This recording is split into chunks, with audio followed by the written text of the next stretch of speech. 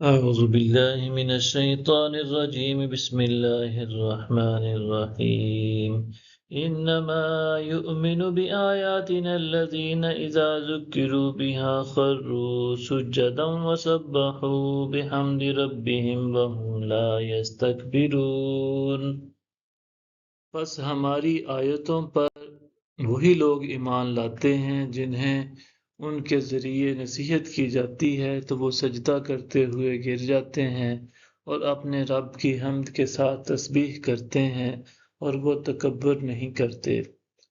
تتجافى جنوبهم عن المضاجع يدعون ربهم خوفا وطمعا ومما رزقناهم ينفقون ان کے پہلو ان کی خوابگاہوں سے جدا رہتے ہیں اور اپنے رب کو خوف اور امید سے پکارتے ہیں اور ہمارے عطا کردہ رزق میں سے ہماری راہ میں خرچ کرتے ہیں فَلَا تَعْلَمُ نَفْسٌ مَّا أُخْفِيَ لَهُم مِّن قُرَّةِ أَعْيُنٍ جَزَاءً بِمَا كَانُوا يَعْمَلُونَ سو کسی کو معلوم نہیں جو آنکھوں کی ٹھنڈک ان کے لیے پوشیدہ رکھی گئی ہے، یہ ان کا بدلہ ہوگا جو وہ کرتے رہے تھے۔ أَفَمَن كَانَ مُؤْمِنًا كَمَن كَانَ فَاسِقًا لَا يَسْتَوُونَ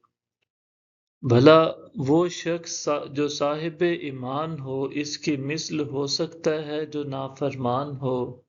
نہیں، یہ دونوں برابر نہیں ہو سکتے۔ اما الذين آمنوا وعملوا الصالحات فلهم جنات المأوى نزلا بما كانوا يعملون چنانچہ جو لوگ ایمان لائے اور نیک اعمال کرتے رہے تو ان کے لیے دائمی سکونت کے باغات ہیں، ضیافت و اکرام میں ان کے بدلے جو وہ کرتے رہے تھے۔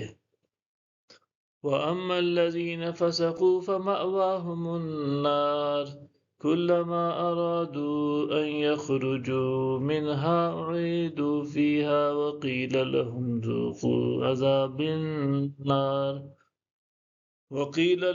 ذُوقُوا عَذَابَ النَّارِ الَّذِي كُنتُمْ بِهِ تُكَذِّبُونَ اور جو لوگ نافرمان ہوئے سو ان کا ٹھکانہ دوزخ ہے، وہ جب بھی اس سے نکل بھاگنے کا ارادہ کریں گے تو اسی میں لوٹا دیے جائیں گے،